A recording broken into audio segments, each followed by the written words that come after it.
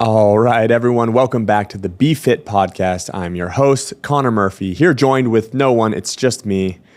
And when I was looking back at the Roadcaster, I don't know, I think that's what it's called, that kind of tracks all of the data and metrics for this podcast. It seemed that these episodes where I'm just ranting on here are relatively popular, and probably of one of two reasons. One, because they are significantly shorter than when I have other people telling their stories on here.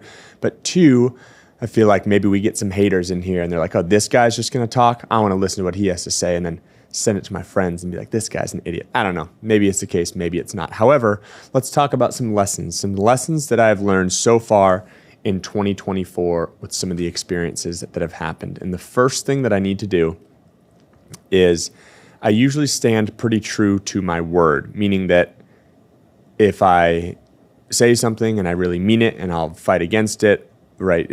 I'm hard-headed in that sense. However, I am also willing to admit when my opinions or thoughts have changed. And one of the things, if you had listened to prior episodes of the podcast, is I kind of had this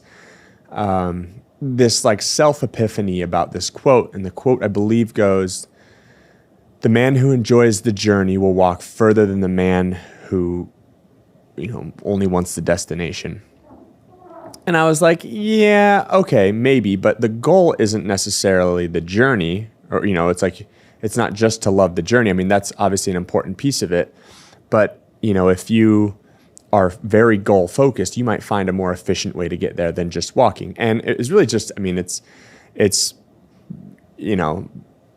nuances that I was arguing against, probably just to be, just to play devil's advocate, just to, be that libertarian. However, I was thinking, recently I heard a quote from Alex Hormozy, and the quote was something along the lines of, "We have already achieved goals that we've said would make us happy." And that really hit home, because I've definitely had goals that I'm like, well, once I get this, then I'll be happy. Or once I achieve this, then I'll be happy. And so my mindset was so goal-oriented that's like, once you achieve that, it's like done and dusted. And maybe it's like a similar way with people who retire. And you're like, oh, they retire for a little bit, but then they want to go back and do something else. And I almost think of it as, for a very long time, my goal was to compete at the CrossFit Games. And I made it very, very close 3 years in a row. When I'm talking very close, I mean like one spot away at regionals to qualifying for the games as an individual, which I didn't really care how I got there. I just wanted to get there. It was just such an end goal for me. And in 2017, accomplished that task. And I remember for months after the CrossFit Games, like I didn't know how to train anymore. Because I didn't have a goal, or I didn't have anything set, now every piece of that journey that I either loved or hated, a lot of times I wasn't super motivated to train, but I knew I had to because we had that goal that was keeping my motivation and keeping that discipline there. But I didn't know what was next. And I'm sure you guys can all relate to something like that. I'll be happy once I make this. Oh, if this is my salary raise, then I'll be happy. And then you start to realize once you start getting paid more, now you have more expenses and you start spending more on different things. And so it's really kind of made me take a step back to think that there is beauty in the process. And another conversation that I heard was talking about there is profit in all labor, meaning there is value to the things that we go through. There is value to those years of me training to get to the CrossFit Games, more than just the obviously the physiological adaptation of me getting fitter, improving my work capacity to compete at that level. But it's like in each time that you are going into the gym when you don't want to, in each time you are working through adversity, when you have an injury, when you have something happen, when life happens and it derails you from your training and being able to get back on there, like there is a lot of profit in labor, in going through that. There's a lot of profit that can come from trauma if you allow it to be an experience and then use that experience as essentially this like, non-material money for your life. The more that someone has experience, someone talks about someone with like all of these life experiences. It's like, yeah, in that work, in on the highs and lows of it, there is profit that can come from it if that's the way you look at it. So now I'm trying to change what my goals are so that it's not so focused on I got to get to this end goal. And once I reach this, almost less goals and more milestones. Because I do believe that I'm very, very goal-oriented and goal-motivated. And that's what allows me sometimes to do the things that I don't want to do. It's what allows me to have that discipline. But to understand that even if something is a failure, even if I do something, and I've started multiple companies that have been failures, but if I look at that as the profit in the work, I've learned so much from that experience. And now maybe that's why the companies that we're running, we're moving in the right direction. And the companies that I'm working for and doing all these different things as an entrepreneur, it's like, great, I've been able to make the right decisions now because I failed so dramatically, or I was able to learn from my experiences. Now, there's not a achievement in failure. It's learning from that failure. Anyone can go out and fail if you don't care or try. And if you don't learn anything from it, then you're an idiot, I suppose. But learning from those experiences is what gets us better. So that was kind of the thought process now of what I'm looking to do, and have these milestones, and then kind of understand that I don't always need to know what's next, but I need my mind to know there is going to be a next thing. There is no end goal or destination. There's no finite amount of money where I say, all right, I did it. Or there's no certain success in a company or sale of a company or contracts that we get where you're like, yes, we did it. And I feel like that's been putting me in a much better place. But to go back to that quote, we've all achieved things that we said would make us happy. And I don't believe happiness is just a single state where you achieve a goal and you're happy, because I definitely achieved goals that I said would make me happy, and I was happy, but then I had to figure out what was I going to do next, and learning from everything that I learned, how can I use that to move in another positive direction? Because I don't think you can just say, oh, that's it, I'm happy. Because I truly believe at this point in time in my life, I'm the happiest I've ever been. And I don't think it's just from like financial or company success. I think it's from enjoying what I'm doing and enjoying that I'm learning and being less afraid to fail in certain things because the ability to learn from it. You just got to put yourself out there to start trying. And I definitely have probably gone at that in maybe not the most beneficial way. Some people like the worst thing that a perfectionist can do is not start because they're waiting for their product to be perfect. And for me, a lot of times I've spent shooting from the hip, hence a lot of failures in certain aspects, or non-successes, right? Like, you don't call it a failure because you learned from it. Like, okay, we get it. But again, so just starting, getting your front foot going. There's been a lot of times where I've just started with an idea and then tried to run with it. So maybe it could benefit me now after doing that and failing to get a little bit more on the planning side, put a little bit more work into it rather than just kind of winging it. But there's definitely something to be said about trying both of those things. Maybe over planning, maybe over winging it, if you will. But things are great. That was just a kind of a quote that I heard. Another thing that was really, really unique, because I got to see it in person, is I have a friend, Ari Hurst, who I've worked with at Reebok. I've worked with when she worked with CrossFit. And then, she's an incredible friend because there have been multiple times when there's been a conversation in a room and she has brought my name up on something that could significantly benefit me. And never to be like, oh, Conor, I did this for you, but really throws my name out there when there's positions of opportunity. And I really, really appreciate that from her. And so I got an opportunity to work with a 20-year Red Bull athlete. His name is Terry Adams. He's a flatland BMX bike rider. I knew nothing about flatland BMX. In fact, I had to look up his name and I had to look up what he was doing. And he's a virtuoso when it comes to flatland BMX. If you don't know anything about it, look him up on Instagram or even just Google his name, Terry Adams BMX, and you'll see just incredible things. And you watch it and you're like, wow, that's really cool. And then you see it in person and you're like, I can only imagine the amount of time it has taken for him to get to that level. It's spectacular. It's amazing. Now, I went down to Louisiana. So Red Bull had, because of Ari, had reached out and said, hey, we want to have a trainer on set at this video photo shoot, someone who is well-versed in fitness, to be able to make sure we can write a workout because he loves training, but he wasn't sure he was doing the movements right. And I've done a lot of that stuff for Reebok. I've been able to kind of bridge the gap between photographers and videographers to an athlete to kind of have everything make sense. So whatever, that was what I was hired down there for. And I went down and, we wrote a script for a workout, did a bunch of stuff and movements that he likes to do. But I got to Louisiana, and he lives in a suburb just outside of New Orleans, about an hour, I think, northwest. And, pull in this neighborhood, and it's beautiful homes. And it's this cool little neighborhood, like everything is very well manicured and taken care of. And we pull up to his house because he wanted to film this stuff at his home. And sometimes you're like, oh, this person just didn't want to leave, or maybe there's like a reason or two for it. And you go to this guy's house, and first of all, he couldn't have been nicer and more welcoming. He essentially let Red Bull and the production team and everyone take over everything that all of his room and his property and his house and his garage and all that stuff to make this production. And, initially I'm like, okay, this guy's really nice. He's got to be awesome. Then I got to see him like ride a little bit. And then I got to see kind of inside, he has his office and he has a bunch of trophies, and it was like his goals with every aspect of his life. And it was incredible that he was able to write that down. Other people could come in and see this vision board of his. And then it's like, hey, he's putting that stuff out there publicly about what he wants to do.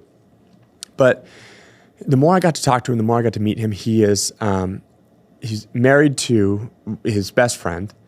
They grew up together, just like down the road from each other, went to elementary school together.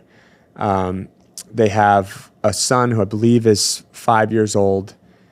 And every day, this guy gets to wake up. He trains at like 3:30 in the morning. He does his meditation. He does his workout.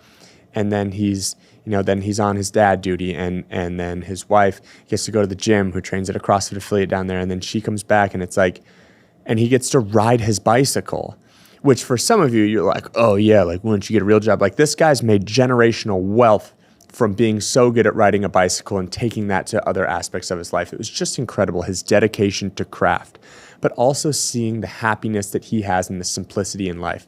He might have been one of the more grateful people I've ever met with that level of success, where he was honored to have people come over into his garage and to take him through a workout. And he was so thankful to everyone for being respectful. And I mean, it was like he realized that every day, and maybe this comes from the meditation or the gratitude piece of it, but it's like every day he got to do what he loves. He gets to do what he loves and flies around the world and gives back, has done multiple tours for military overseas where he's riding his bike and meeting people. And it was just so incredible to see someone that had that level of success, hundreds of thousands of followers on Instagram, but like it was so simple that he was just he had a constant pursuit of excellence in his craft.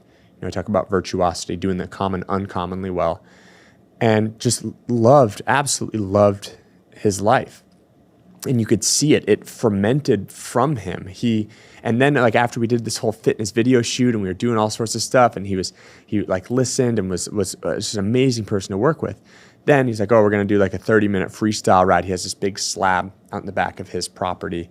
And so some of the guys like squeegeed it off, and I took like the little the little blower and leaf blower and got it all dry and clear. And I just watched him in his element, just doing his thing, riding his bike, doing the flatland BMX. And it was just amazing.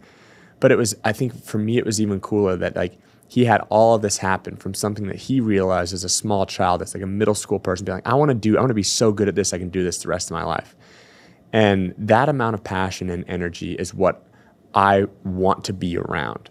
Those are the friends that I want to have. It inspired me to be that passionate about the things that I'm doing.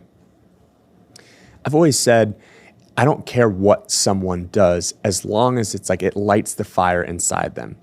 If you absolutely love drawing cartoons for the newspaper and it brings you joy regardless of how anyone else feels about it, like that's what you should do. And if you do that and you love it, I want to sit down and have a drink with you and have a conversation, because I'm willing to bet that it's going to be a fantastic conversation.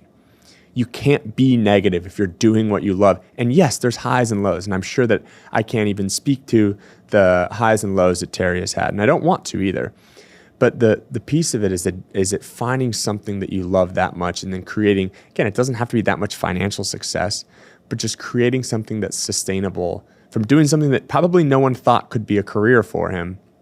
And then just being so grateful that he had the opportunity to do that every day. I'm just so unbelievably grateful that I got a chance to spend time with him, that I got a chance to connect with him and talk about fitness and talk about my passion. And again, it's the same thing. Like it made me want to be more alive when it comes to everything that I'm doing in fitness and even things outside of fitness, even some of the other jobs that I'm doing, or even just, just a typical day in the life, seeing someone that grateful. Like it's hard to not be grateful for the things that you have and to look at things in such a positive light. Which actually leads me into something else that I wanted to talk about. I heard a song come on the other day and I was on my way to the gym. And I'm not a morning person. Everyone always says, oh, you're a morning person. You wake up early. Like there has yet to be one time where my alarm went off at 4:55, 5:05, whatever damn time it is. And I thought, okay, that was enough sleep for me. I'm good. No, I'm frustrated. I'm like, oh, God, I feel exhausted. But, whatever discipline, psychopath, whatever you want to call it, fine. Anyways, on the way to the gym, not in the best mood ever. And this song comes on and it takes me back to a super specific moment in my life. And if there's a song like that you have that you always know where it takes you, I mean, I'm talking like I could feel the wind of the car that I was driving. I knew the location I was at. I knew what we were doing. And we had this song on repeat. And the song is Alive by Cruella. And it just reminded me of a time when I was like, I was barely able to afford my rent. No, not that I was barely able to afford my rent. Like I made sure my rent was paid, but like I wasn't having any money I was saving when I was down in St. Thomas. I didn't know what I was going to do next, but it almost made it so sweet because every moment that was enjoyable was that much more enjoyable. And I remember that even though maybe I didn't have as much to offer as far as help as a coach or as far as willingness to help, my friends and people down there, they knew and they would tell me that I had this almost like addictive personality where it was just like I was alive. And I thought about the words and the kind words that my friends had said and how certain experiences. I'm like, you know what, that's more important than, me being so technically proficient as a coach. It's like people were excited because I was excited. You open the gym, you open the garage door in St. Thomas in the morning, and you're giving people this ability to improve their quality of life through fitness. Like, man, I was so excited about that. And it's not that that doesn't get me excited anymore, but when you put so many things on your plate, you forget that you're still able to do what you're loving. You're still able to do what you love and help other people. And especially if that's something that you love, can bring joy to someone else's life, or like I said, improve their quality of life through fitness or wellness or their mental state. It was just such almost like a euphoric feeling to think, hey, I have something that other people can benefit from. And I know this is a fitness podcast, so I would hope the majority of the people here are either fitness instructors or have some level of fitness. But if you're not, it's whatever you're doing. It's like live into that. And even if what you're doing, it's not providing happiness or something for all these other people, you doing that and having that burning passion for what you're doing is going to make people want to be around you, is going to make you more successful. Because how many times have you had that conversation with someone who hates their job? It's like, if I ask someone, oh, what do you do for work? And it's like, I do this, but it's a drag. It's all this stuff. Like, I don't want the conversation to go on. You could say, hey, I do brain surgery and I hate it. Someone like, oh, I don't want to talk about this. But for someone who maybe opened up a small bookstore or does something where they're like, oh, I have this, and it's like that passion is there. Like, that's when I care about it. That's when I want to be around that person, because their attitude towards what they do is infectious, not what they do. Sure, if someone comes in and they say, hey, I play professional football for the Patriots, you're like, whoa, there's probably a lot of questions that I'm going to want to ask. But you can ruin that dream career by being negative about it or not enjoying it and not enjoying the fact that you get to play a game for millions of dollars. Like, it really helped me take a step back and realize what I am prioritizing, what I'm truly prioritizing in my life, and maybe what I need to spend a little bit more time on. Maybe it's not, reading the extra chapter in a book when I go to bed at night. Maybe it's doing another lesson plan so that I can be prepared if someone new comes into my class. Maybe it's spending a little bit more time, maybe doing that private session. I did a private session with a friend that I haven't worked with in a while.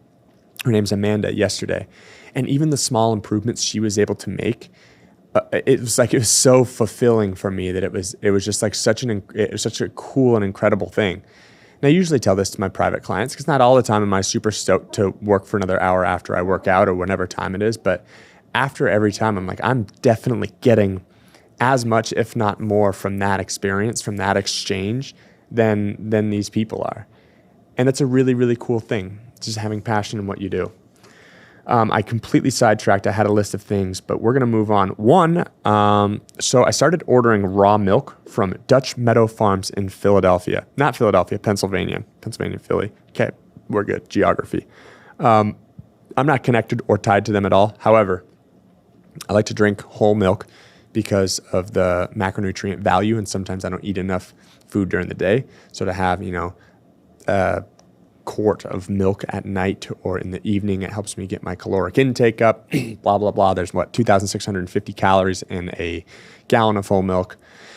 Drink as much as you can, whatever. It's easier. Now, having said that, I know the repercussions from me having whole milk. And a lot of times I'll get really nasally or my throat will get congested or I get the butt toots real bad. And so I was like, hey, I want to try out raw milk. And you look it up and like it's illegal in half of the states. And you're like, why? We're like, well, because it's not pasteurized, which is heating it up to a certain temperature to kill bacteria. It could be, it could have cow poop in it. It could have all sorts of other stuff that happens in a farm that can make you very, very sick and can be, have bad bacteria.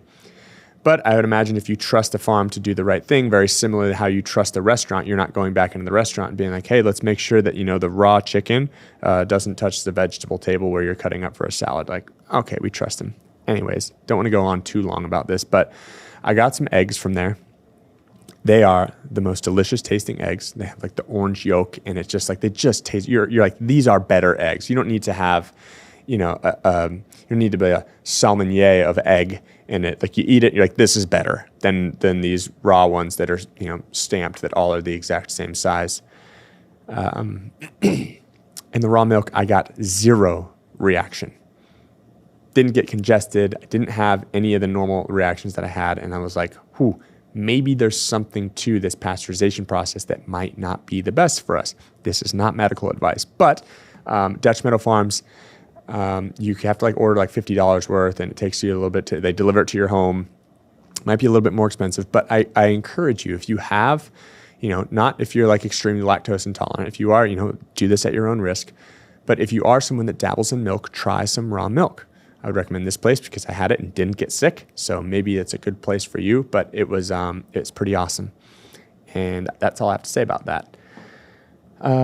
Moving on. Okay. So one of the things that I've been this is more of a launch and an announcement of what I'm doing next. But so we did the second Be Fit Adventures with Coastal Yogi in January. And she always puts on an amazing event and provides just a ton of insight in more so this group activity. And what I'm starting to realize that it's probably less about the fitness. If people were going to their yoga teacher training, it might be a little bit different to where there's an end goal of that. But it's more about like-minded people and these connections. And I was always very nervous to do my own retreat because I'm like, what if no one signs up or I don't have barbells for people to snatch in these environments? And after seeing how much thought and care that Sarah puts into it, I realized that those people, they are there to be around like-minded people and they like the yoga, but it's less about the actual fitness in the yoga and more about how much that instructor cares about the people. And so I've been chatting with my friend James Hobart and I'm like, hey man, you want to run one of these things? We have it be 5 days. We essentially have a welcome day, a goodbye day, and then 3 days of some fitness stuff in the morning, almost like small lectures, seminars, just talking about how we can improve our training. But then get a big group of people that want to go down, they want to hang out, they want to, eat breakfast, lunch, and dinner at an all-inclusive resort with like-minded people, learn about their stories, hear about their passion and stories, and care about each other. Let's do that. So be on the lookout for an announcement. And one of the reasons why I hadn't done it is because I was scared. Not scared to be like, oh, I wouldn't be able to put on a good product, but I was scared because I'm like, well, what if I say, hey, we're going to do a fitness retreat and no one signs up? that means that you suck, Connor. And I'm like, maybe that's probably what I thought. But at the same point in time, I've ran classes where I've had 200 people sign up for it. And I've done other things where people have paid me a lot of money just to do online training. And so I needed to take away my worth in this thing's success, and kind of just put it out there. And after talking to a few people, they were like, yeah, absolutely. People who win on the Watt on the Waves cruise, where we had almost 3,000 people on a cruise ship. Now, granted, they weren't there for me. I did arrange and set everything up, but we hired other really famous and cool people to do that. But it was motivating and inspiring to be like, hey, this is something I want to do. And it's something where I think we can create this amazing product and this connection with people to, where they finish. And it's, it's a decent amount of money doing an all-inclusive vacation and a retreat in like a destination area. But the people that are willing to do that are the ones that are going to be in on the activities and the, the journaling and the fitness and the, all the different stuff, everything that those come with and have available. So really excited to put some more effort into that, find a date, and then start marketing and promoting. Last thing we'll talk about, I don't know where I'm at for time-wise, but letting go. I was not the best person in the world in the town that I grew up in. What do I mean when I say that? I was a bit of a troublemaker, and people are like, oh, okay, he was the class clown. Yes, but it went beyond that. My dad often would ask me when I was in high school, like, do you know the difference between right or wrong? I would do anything to make my friends laugh.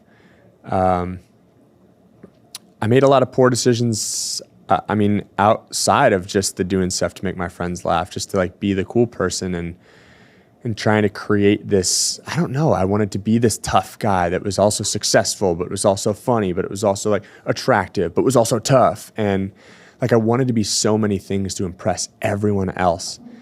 And as I finally started achieving what I would consider success or maybe even happiness in my life, it's like I less and less wanted to go back home. I less and less wanted to go back to my hometown that I'm from in Gig Harbor and be like, hey guys, cool stuff's happening for me. I've been working really hard and this stuff that's happening. Some stuff maybe I deserve, some stuff I don't even deserve. That's been awesome.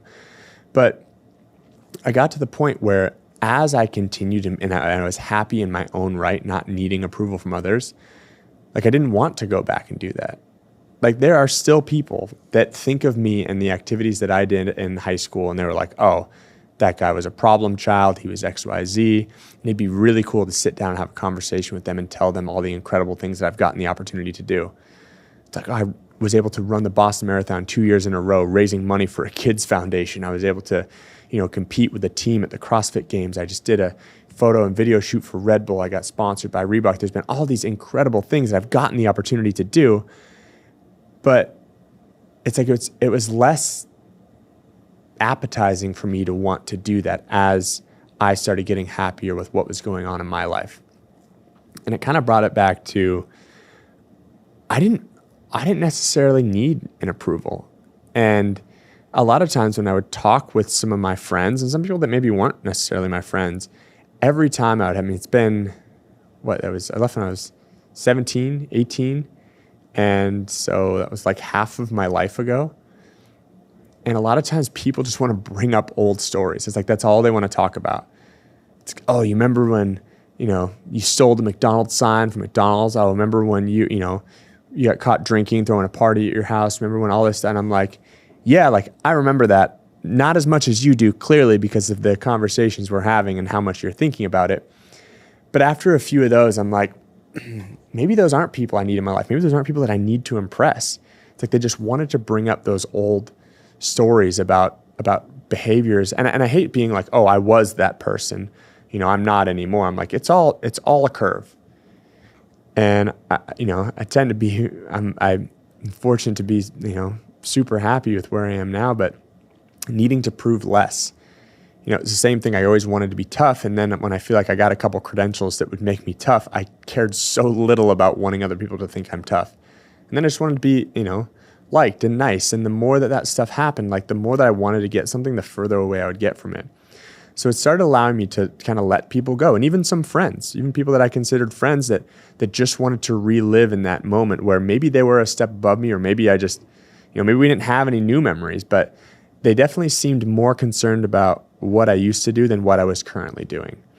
And so it made it pretty easy to kind of like let go. And it wasn't like it's a bad thing. People grow up. I'm not saying that they are bad people, but if you've changed in a certain way, it's okay to be like, hey, I don't need to reach out to that person anymore. I don't need to spend my time talking about past things that happened when I have a lot more that I can do, and a lot of people that care about what's going on and can help me, and I can help them moving forward in life. So those are a couple experiences, maybe what I've learned so far in 2024. Hopefully, if anything's relative to you and helpful, there's some cool things you can do, or some cool ways that you can maybe have those be helpful. But outside of that, it's going well. And any feedback or questions that you've got for me, always feel free to drop a comment or DM me. My personal Instagram is at Conor T Murphy, CONORTMURPHY. You can follow us along the BeFit podcast from all platforms, because you're probably currently listening to it, so that would make sense. On Instagram at Big Night Fitness. And we've got a lot of stuff going on. A lot of really cool things, getting to highlight some really, really cool and unique people. I have a couple events coming up that I'm really, really excited about, just because they're different from what I've done before. So I'm not so good at planning them, but I'm learning and enjoying that process. So I'm just trying to practice what I preach. And just getting as it's quoted him like 3 times, as Alex Hormozy says, gaining a stack of evidence that proves that I am who I say I am. So that's what we're after. Appreciate you guys tuning in. We'll see you next week. We have a very special guest coming back onto the show to have some awesome conversations about quotes we like and don't like, what they mean to us. And then you can create your own opinions from that as well. Signing off. Thank you guys. See you later.